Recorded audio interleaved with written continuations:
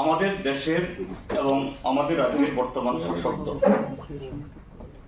তাদের দ্বারা যে পরিকল্পিত অর্গানাইজড যে আমাদের ভারতীয় সমাজের মধ্যে ধর্মীয়, সাংস্কৃতিক, ভাষা, সম্প্রদায় এবং আঞ্চলিক যেখানে যেরকম ভাবে পারা যায় এটা পোলারাইজেশন, বিভাজন, আর সেই বিভাজনের পরিবেশ তৈরি করার মধ্য দিয়ে তাদের কায়েমি স্বার্থ গণতন্ত্র হত্যা, লুট, ক্ষমতা দখল করা, ক্ষমতায় টিকে থাকা, তাদের আধিপত্য বিস্তার করার জন্য যে প্রচেষ্টা চলছে, আমাদের ত্রিপুরাজ্য সেই হিংসা তথা আগুনের তাপ থেকে আমরা মুক্ত নই। আমাদের রাজ্যে বিগত এই 8 বছরে কন্ডাছড়া, ধলাই মহকুমা, কৈত্রাবাড়ি, পশ্চিম জেলা, উত্তর জেলার পেকুছড়া, তারপর সর্বশেষ গত 10ই জানুয়ারি এবছরে ফটিকরায় থানার অধীন শিমুলতলাতে এই যে একটা ধারাবাহিক একটা প্রচেষ্টা চলছে, তার নমুনা আমরা ত্রিপুরাজ্যের লোক প্রত্যক্ষ করেছি। তার মানে ত্রিপুরাজ্যের মধ্যে যে কটা নাম বললাম এটাই এটাতে সীমাবদ্ধ না। এই সদর মহকুমা, ডুগলি মহকুমা, সোনামুড়া, বিশালগড়, উদয়পুর, অমরপুর, কমলপুর, আরো বিভিন্ন জায়গাতে প্রায় প্রতিদিন এই জাতীয় ঘটনাগুলি চলছে এবং এটাকে প্রশমিত করার জন্য, এই জাতীয় প্রবণতা এটাকে বন্ধ করার জন্য কোনো ধরনের উদ্যোগ নেই, বরঞ্চ আরো ব্যাপকভাবে আরো নানা কায়দায় কিভাবে এটাকে জিয়ে রাখা যায় এই চেষ্টা চলছে, যা অত্যন্ত দুর্ভাগ্যজনক, উদ্বেগজনক এবং আমাদের যে গণতান্ত্রিক ব্যবস্থা, আমাদের যে সহাবস্থানের পক্ষে এটা বিরাট হুমকি।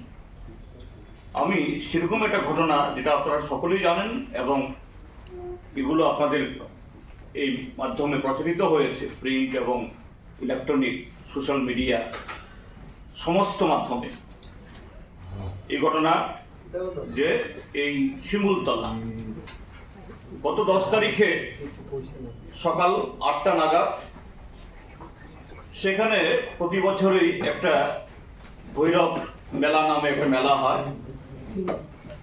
এই মেলা স্বাভাবিক, শুধু সেই মেলা নয়, সব মেলায় আমাদের ত্রিপুরাজ্যের মধ্যে চাঁদা তুলে হয়, বিশেষ করে সংখ্যাগরিষ্ঠ এই টাকা চাওয়া নিয়ে বচসা হয়, একটু ঠেলাঠেলি হয়।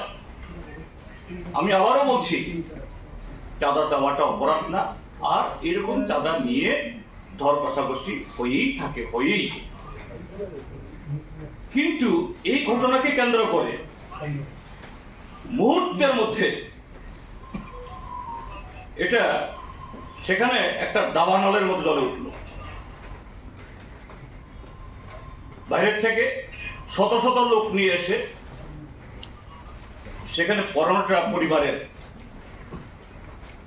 বাড়ি, ঘর, দোকান,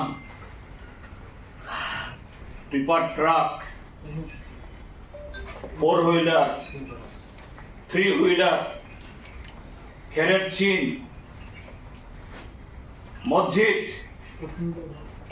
ধ্বংস হয়ে গেল। এই থেকে শিমুলতলা থেকে ফটিকরাই বাজার 3 মিনিটের দূরত্ব না। কুমারঘাটও হয়তো আরো 3 মিনিট, অর্থাৎ 5-6 মিনিটের মধ্যে এখন গ্রামে কি শহরে সবার হাতে মোবাইল ফোন আছে। ঘটনা হওয়ার সাথে স্বাভাবিকভাবেই ফায়ার সার্ভিসে খবর গেছে, পুলিশে খবর গেছে। কিন্তু দুর্ভাগ্যের হলো ফায়ার সার্ভিস ঠিক সময়ে রওনা দিলেও ফোন কল পাওয়ার সাথে সাথে ওই জায়গাতে 1.5 ঘন্টা পরে পৌঁছাতে পারলো। কেননা যারা এই জাতীয় ঘটনা করেছে ফায়ার সার্ভিসকে সেখানে এসে আগুন নেভাতে দেয়নি, শুধু পরবর্তী সময়ে এসে সব যখন জ্বলে গেছে একটু এই আগুনটা নিভিয়েছে। বলছেন তার বাইরে অন্যরা যারা গ্রেপ্তার হয়েছে, কারণ তারা কেউ কেউ জেলে গিয়ে দেখেছেন তাদের আত্মীয়রা, যাদের এই 5 জন যারা অন্যরাও, তারা বলছেন না, যারা অন্যরা গ্রেপ্তার হয়েছেন তাদের মধ্যে অনেকেই তারা সেরকম দায়ী না, দোষী না, এটা নিরীহ।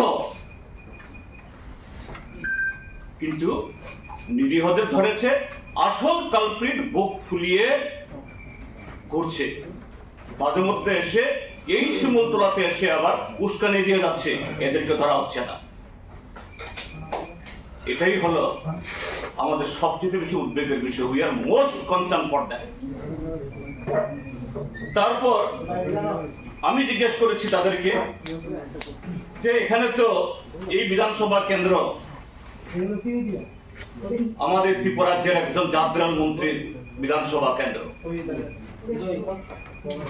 খুবই বোকাল তরুণ তুর্কি, তিনি এসছেন কিনা, এই পরিবারগুলো তাদের যে ক্ষতি হলো ক্ষতিপূরণ ব্যবস্থা করেছে কিনা। না, তিনি এসছেন এই পাড়াতে, কিন্তু রাস্তা রাস্তায় ঘুরে গেছেন, আমাদের কারো বাড়িতে ঢোকেননি, আমাদের নিয়ে বসেননি। শুধু একদিন একটা পঞ্চায়েতে নিয়ে শান্তি মিটিং এর নামে ওইখানে গিয়ে কিছু কথা বলেছেন, আর হবে না। ঠিক আছে, আর হবে না তো ভালো কথা, অবশ্যই ধন্যবাদ জানাই মন্ত্রী মহোদয়কে। কিন্তু যাদের ক্ষত হলো, রক্ত ঝরছে, কিভাবে এই ক্ষত উপশম হবে, কিভাবে রক্ত বন্ধ হবে, কিভাবে এই পরিবারগুলো যাদের সর্বনাশ হয়ে গেল তাদের জীবন জীবিকা ফিরিয়ে আনবে, একটা কথা বলেন। আমি জিজ্ঞাসা করলাম প্রশাসন থেকে এসছে, আমি যদিও একটা যে নোট দিয়েছি এখানে একটা ভুল লিখেছি, আমি 15 পরিবারকে 5,000 টাকা দেওয়া হয়েছে, 15 পরিবারকে না 11 পরিবারকে, এটা 15 না, এটা 11, মাত্র 5,000 টাকা করে 5, 15, 55,000 টাকা দেওয়া হয়েছে। এর বাইরে একটা নয়া পয়সা দেওয়া হয়নি। আমি জিজ্ঞেস করলাম, পুলিশ একটা সমোটো এফআইআর নিয়েছে, কেস নিয়েছে, এখানে এসে আপনাদের বাড়িতে এসে কারা করেছে, কত ক্ষতি হয়েছে বা রেভিনিউ থেকে এসছে কিনা, কেউ আসেনি।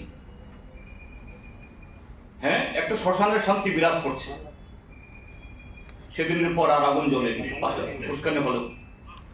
কিন্তু এই শান্তি কি রকমের, আমি গিয়ে দেখেছি সেখানে বয়স্ক কিছু কয়েকজন পুরুষ, মহিলা আর শিশু ছাড়া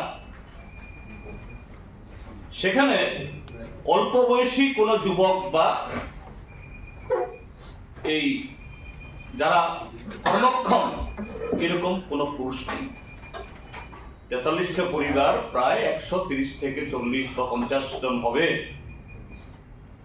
নারী পুরুষ যদি 50-50 হয় তাহলে সেখানে 70-80 জন তো পুরুষ হবে, কিন্তু সেখানে সে গ্রামে নারী, শিশু আর বয়স্ক পুরুষ ছাড়া আর কেউ নেই। তারা কোথায় গেছেন? বলছেন সেদিনের পর থেকে যেভাবে এদেরকে হুমকি দেওয়া হচ্ছে, প্রতিদিন এসে বলা হচ্ছে, একদিকে পুলিশের ভয়, পুলিশ এইভাবে এলো কথারে গ্রেফতার করছে, আরেকদিকে হলো যারা এইসব ঘটনা করছে এদের হুমকিতে এরা বাড়িঘর ছাড়। যোগাযোগ হয় কিনা, সবাই যোগাযোগ করতে পারে না, কেউ কেউ যোগাযোগ করে কিন্তু কোথায় আছে আমরা জানি না। এই হলো অবস্থা। পুলিশ এসছে, পুলিশের সামনেই বাড়িঘর জ্বলেছে, গাড়ি জ্বলেছে, মসজিদ ভেঙেছে। হ্যাঁ, অন্তত একটা অভিনন্দন বা একটা অ্যাপ্রিসিয়েশন আমি পুলিশকে দেব, পুলিশ এবং জেলা শাসক, সিভিল এবং এই পুলিশ অ্যাডমিনিস্ট্রেশন দুটোকে, যে তারা যদি সেদিন ভূমিকা না নিতেন তাহলে এখানে ক্যাজুয়ালিটিস হতো, হতাহত হতো। এটা হয়নি। আমি অন্তত এই ক্ষেত্রেতে ত্রিপুরা পুলিশকে অবশ্যই অভিনন্দন জানাবো। এটা হতে পারত, কারণ যেভাবে সেখানে উত্তেজনা তৈরি করা হয়েছিল, যেভাবে রো রো করে শত শত লোক সমস্ত ল্যাঠাল ওপেন নিয়ে হাজির হয়েছিল, এটা আরো মারাত্মক কিছু হতে পারত। কারণ সেখানে সেই সংখ্যালঘু সম্প্রদায়ের মাত্র 43টা পরিবার, সব মিলিয়ে 140 থেকে 150 জনসংখ্যা। আবার এদের একটা ভালো অংশ কার্যক্রমে ওই দিন ছিল না, কিন্তু এরকম একটা জঘন্য ঘটনার সাক্ষী হতে হতে ত্রিপুরাজ্য এটা হয়নি। আমি এই ক্ষেত্রে পুলিশকে অবশ্যই ধন্যবাদ দেব। এখন ঘটনা হয়েছে 10 তারিখ, আমি গতকাল গেছি সেখানে 21 তারিখ। তার আগে আমাদের একটা বিধায়ক টিম সেখানে গেছেন, তারা 18 তারিখ। ঠিক আছে, ঘটনার সময় আটকানো গেল না। এখন এই ঘটনার রেশ যাতে না থাকে, যারা ক্ষতিগ্রস্ত হলো তারা যাতে অন্তত তাদের এই কাটা গায়ে আমরা যাতে একটু মলম লাগাতে পারি, একটু তাদেরকে মানসিক এবং শারীরিকভাবে চিকিৎসা দিতে পারি। তার সাথে হলো যারা কালপ্রিট,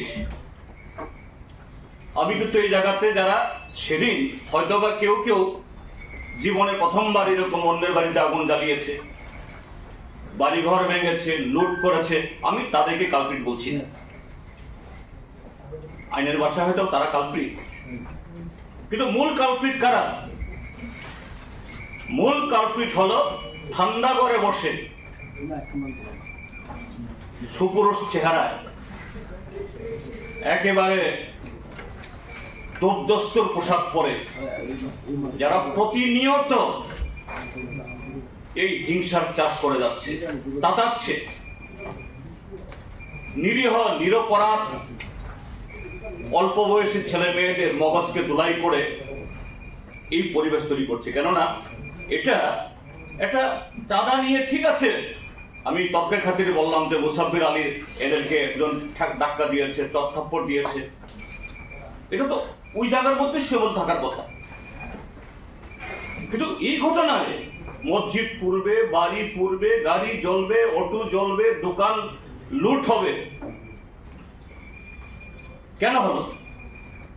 কেননা দিনের পর দিন যেরকম ভাবে এই হিংসা, অবিশ্বাস, দ্বন্দ্ব, ব্যবধান তৈরি হচ্ছে, ঠিক যে খড়ের গাদার মধ্যে যদি একটু মানে সাধারণ একটা এই কি বলে আগুনের ফুলকিও পড়ে, সঙ্গে সঙ্গে দাও দাও করে জ্বলে, আজকে সেটা হয়েছে। আমি বলবো মূল অপরাধী কালপ্রিট তারা, তাদেরও গ্রেপ্তার করতে হবে।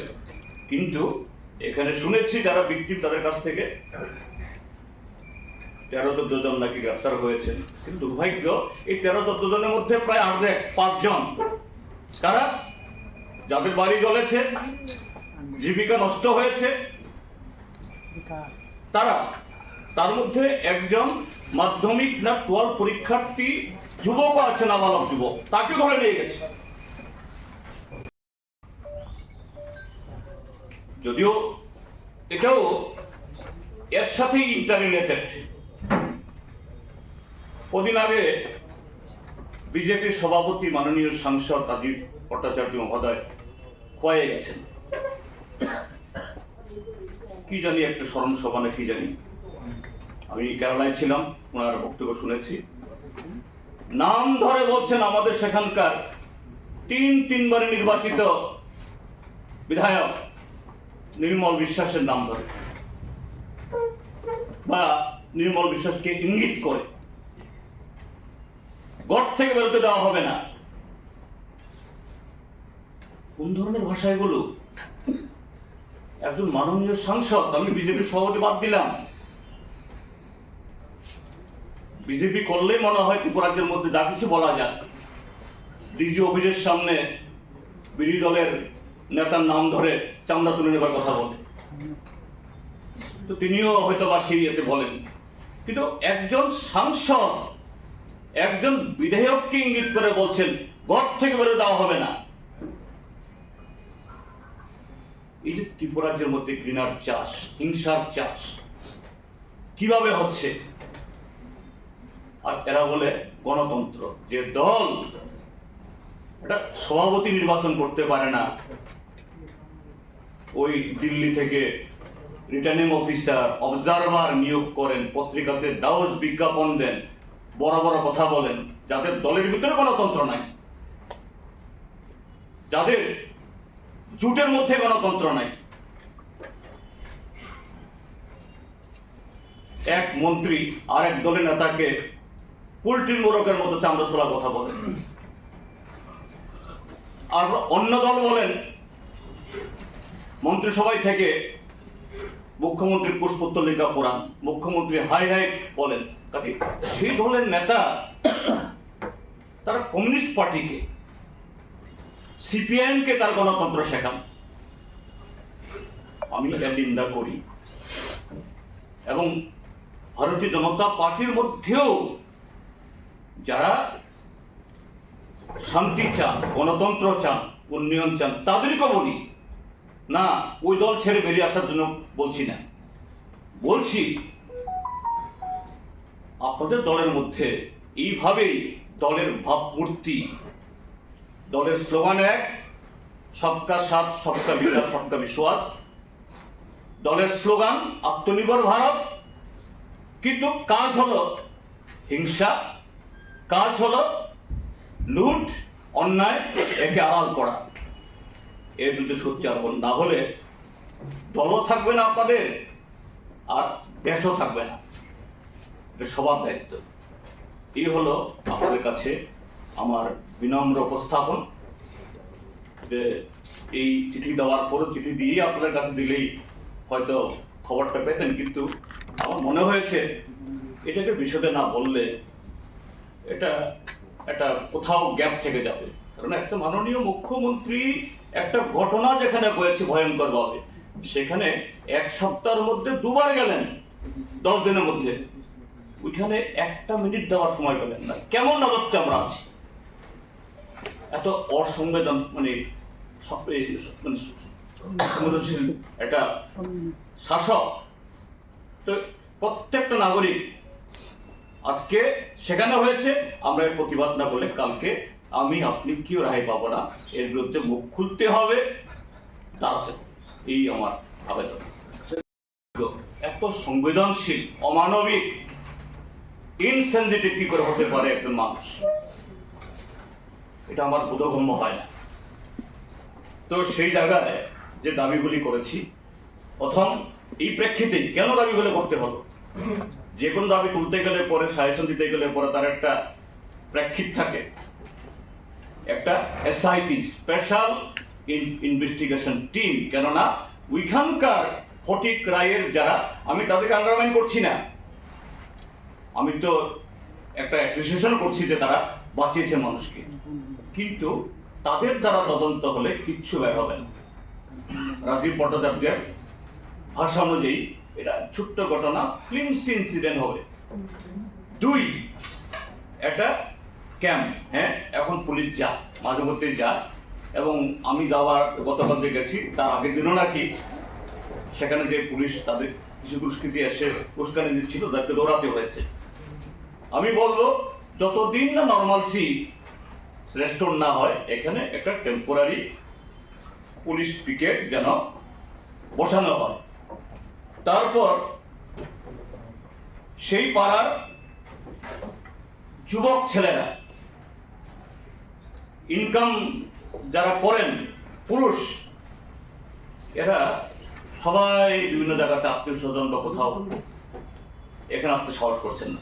পুলিশের তরফ থেকে, অ্যাডমিনের তরফ থেকে উদ্যোগ নেওয়া হোক, তারা যাতে ঘরে ফিরে আসতে পারে এবং তাদের জীবন জীবিকা আবার শুরু করতে পারে। অথবা এই 43টা পরিবার অনাহারে, অর্ধাহারে থাকতে হবে, অনাহারে মারা যাবে।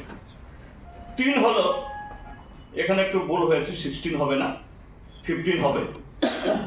15টা পরিবার, তাদের জন্য সবাইকেই এডিকুয়েট সরকারি আইন আছে, ডিজাস্টার যে ফান্ড এরকম থেকে তাদের এডিকুয়েটলি তাদের যাতে এই ক্ষতিপূরণ দেওয়া হয়।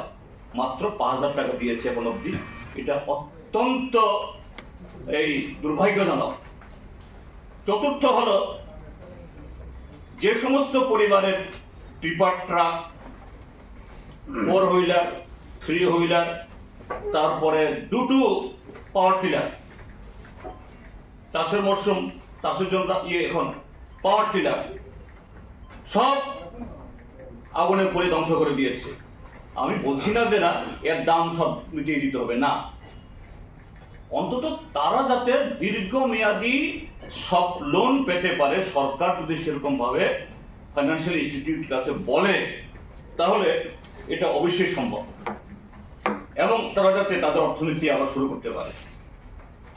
5 হলো, যে সমস্ত পরিবারের থাকার ঘর ধ্বংস হয়ে গেছে, হয় আগুন জ্বালিয়ে অথবা ভেঙে লুটপাট করে, এটা যেন হাউজিং স্কিমে তাদের ঘর দেওয়া হয়।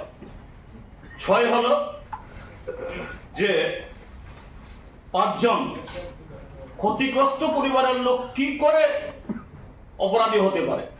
ঠিক আছে, একটা এতে সাময়িক উত্তেজনা প্রশমিত করার জন্য পুলিশ ট্যাকটিক্যালি করেছে, হতেও পারে এরকম, তাদের ইমিডিয়েটলি রিলিজ করার ব্যবস্থা হোক।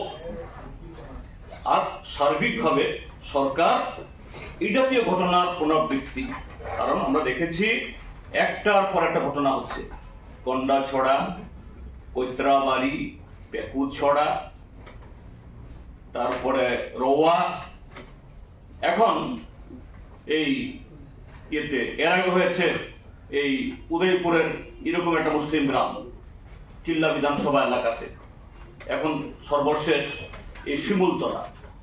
এটা থামবে না, এটা সমস্ত অংশের মানুষের যারা গণতন্ত্র প্রিয়, সংবিধান প্রিয়, এটা আমাদের দায়িত্ব এর বিরুদ্ধে সোচ্চার হওয়া, এবং যেভাবে আজকে এই পরিবেশ এটাকে বিষিয়ে দেওয়ার চেষ্টা হচ্ছে এর বিরুদ্ধে কথা বলা, এবং মিডিয়াওকে বলবো আমি, মিডিয়াও এই ক্ষেত্রেতে সেরকম ভাবে যাতে উত্তেজনা তৈরি করার এরকম পরিবেশ তৈরি না হয়। আপনারা নিজেদের মতো করে, অনেকেই করেন না, কথা বলছি না, আরো বেশি সক্রিয় হওয়ার জন্য, কেননা 3 দিন যেন আমাদের নাগালের বাইরে চলে যাচ্ছে। মুখ্য সচিব মহোদয়কে বলেছি আমি, তিনি ধৈর্য দিয়ে শুনেছেন, এবং তিনি বলেছেন তার তরফ থেকে তিনি আরো খতিয়ে রেখে কি ব্যবস্থা গ্রহণ করা যায় তা দেখবেন। এটা হলো এই ঘটনাকে কেন্দ্র করে আমার বক্তব্য। এডিসি নির্বাচন, এর মধ্যে দেখা যাচ্ছে যে মথা যারা আছে তারা বলছে এডিসি ভিতরে টাকা দেওয়া হচ্ছে না সরকারকে, তারা বলছে, আবার সরকার পক্ষ বলছে পাহাড় অনেক উন্নত হচ্ছে। এই দুই পক্ষের কথা ভিতরে পাহাড় কতটুকু উন্নত হয়েছে আপনি মনে করেন? পাহাড় উন্নত হয়নি, সমতল উন্নত হয়নি, সারা ত্রিপুরা যে ক্ষতিগ্রস্ত। কিন্তু এই যে লড়াইটা, এই যে পরস্পরের যে বক্তব্যের খণ্ডনটা, এটা কেন খুমলুঙের মাঠে, ওই সোলেংটার মাঠে, ছামনের মাঠে এটা হবে কেন? এই লড়াইটা মহাপুরাণে হোক না, মন্ত্রিসভার ভিতরে হোক না, ডক্টর মানিক শাহর সাথে এই কি নাম জানি, অনিমেষ বর্মা, এটা হোক না বিধানসভাতে। কেন এটাকে ছামনো ওই ছোলেংটা এখানে করতে হবে? আর যদি এরকম বিরোধ হয়ে থাকে, কেন একসাথে মন্ত্রিসভায় আছেন তারা? কেন আবার বিজেপির এমপি এই কৃতি দেবী সিং মহোদয়া, তিনি বিজেপির এমপি, আবার তিনি মথার সভাতে যান? তাহলে তো কৃতি দেবী সিং এর মথার সভা থাকার কথা না। আর মথাও কৃতিদেবী সিংকে তাদের এখানে নিয়ে যাওয়ার কথা না? তো এগুলো তো ত্রিপুরাজ্যের মানুষকে ঠকানো, দিন দুপুরে প্রতারিত করা, বোকা বানানো। কাজেই তাদের এই লড়াই প্রকৃত লড়াই না, এই লড়াই হলো মঞ্চের লড়াই, যে যাত্রা গানের প্যান্ডেলের লড়াই। গ্রিন রুমে একসাথে চা খায়, একসাথে বিড়ি খায়, সব করে। এগুলো নিয়ে আমাদের কোনো আসে যায় না। ত্রিপুরাজ্যের মানুষ এগুলো বুঝছেন এবং তার সঠিক জবাব দেবেন আগামী দিনগুলোতে। পেন্ডিং সে জায়গায় সামনেই এডিসি মেয়াদ সম্পন্ন হচ্ছে, সিপিআইএম কি মনে করছে নির্দিষ্ট সময়ে নির্বাচন হবে? যদি হয় আপনাদের পার্টি কতটা প্রস্তুত? যেহেতু ভিলেজ কমিটিটা সেখানে 6 শিডিউল কনস্টিটিউশনের মধ্যে সেরকম ভাবে ডিফাইন নেই, তো রাজ্য সরকার ত্রিপুরাজ্যের মধ্যে 3টার পঞ্চায়েত, এটা কনস্টিটিউশনালি মানে বাধ্যতামূলক, কিন্তু 5 বছর শেষে নির্বাচন করলেও কাউকে নমিনেশন সাবমিট করতে দেয় না। নমিনেশন দাখিলের শেষ দিন অবধি বিডিওর অফিস, মিউনিসিপাল অফিস এরা ঘেরাও করে রেখে দেয়, কেউ যাতে নমিনেশন তুলতে না পারে। আপনারা এই রাজধানী শহরের কাছেই দেখেছেন গত 3স্তর পঞ্চায়েত নির্বাচনের সময়তে এই ধলাই বাদারঘাট ডুকলি ব্লক আমি ছিলাম, কিভাবে রাজপথে আটকে মানে পুলিশের সামনে নমিনেশন সাবমিট যারা করতে গেছে তারা আটকেছে। এইভাবেই এরা তাদের সবকা সাথ সবকা বিকাশ তারা করেন। তাহলে সংবিধানে যেটা আছে এটাই তারা করেন না, আর ভিলেজ কমিটি তো নাই, সাবমিট করছেন না তারা। তাদের এক শরিক দল সুপ্রিম কোর্ট অব্দি গেছে, আবার মন্ত্রিসভাতে কথা বলেন না, কেন সুপ্রিম কোর্টে জানি না, এটা করতে পারেন। কিন্তু এডিসি নির্বাচন করতে হবে, কিন্তু কতটুকু শান্তিপূর্ণ হবে ওটা ভবিষ্যৎ, মানে নিকট ভবিষ্যৎ। কারণ এটা আগামী এপ্রিলের মধ্যে, এপ্রিলের 20 তারিখ বিগত এডিসি গঠিত হওয়ার পর প্রথম অধিবেশন হয়েছে। এই এডিসির মেয়াদ হলো 20 এপ্রিল। অন্তত তার 10 দিন আগে, বিফোর 10th এপ্রিল নির্বাচন করতে হবে, এটা করবে। কিন্তু how far that will be free and fair, এটা আমরা দেখবো, আপনারাও দেখবেন। হ্যাঁ, আমরা কমিউনিস্টরা, আমরা লেফট, আমরা 28টা নির্বাচনেই আমরা যাব।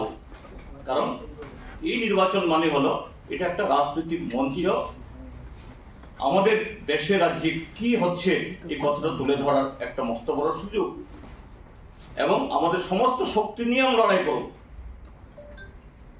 এখন সামনে কি পরিবেশ আসে দেখা যায়। কংগ্রেসের সঙ্গে তাহলে কোনো সমঝোতায় থাকবেন না আপনারা?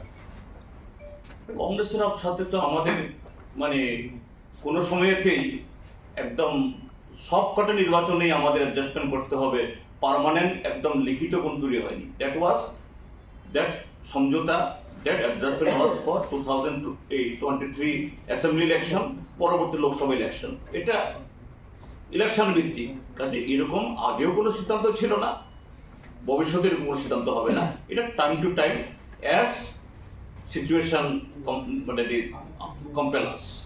মথার সঙ্গে যেখানে বিজেপির দূরত্ব তৈরি হচ্ছে, সিপিআইএম কি মথার সঙ্গে এই ব্যাপারে কথা বলবে বা বিজেপির বিরোধী শিবিরকে একত্রিত করার চেষ্টা করবে? মথার সাথে এটা তো মঞ্চে হচ্ছে, এই বিরোধীরা তো হলো মঞ্চে। ওই যে আগে যাত্রাগান যদি এখন নাই, যাত্রাগানে রাম এবং রাবণের যুদ্ধ হয়, হনুমান আর ইয়ার যুদ্ধ হয়, সেখানে গিয়ে একজন একজনকে দেখে নেব, আবার একসাথে গিয়ে একসাথে বিড়ি টান। তো তাদের তো লড়াই তো হলো মঞ্চে, প্যান্ডেলের পেছনে। গ্রিন রুমে তো লড়াই হচ্ছে না, গ্রিন রুমে তো সবাই এক, কাজে দূরত্ব কোথায়? দূরত্ব দেখছি না তো। এটা মানুষকে তার দৃষ্টি অন্যদিকে ধাবিত করার জন্য লড়াই। এই লড়াই রাজ্যের মানুষের জ্বলন্ত সমস্যা, রাজনৈতিক সমস্যা, এডিসির মানুষের চাহিদা পূরণ, এবং এরা প্রকাশ্যে স্লোগান তুলছে। এই স্লোগান কার্যকরী পক্ষে না, শুধু টিকে থাকা, তাদের বিরুদ্ধে যে গ্রোয়িং ডিসকন্টেন্ট, মানুষের যে ক্রমবর্ধমান ক্ষোভকে কিভাবে সময়কে প্রশমিত করা যায়, এই লড়াই। আর নিচু তলার মধ্যে দাবা খেলায় যেমন রাজা মন্ত্রীকে রক্ষা করার জন্য সৈন্য মারা যায়, বিজেপির সৈন্য ত্রিপুরা মতো সৈন্য মারা যাচ্ছে, নাথিং এলস। আচ্ছা দাদা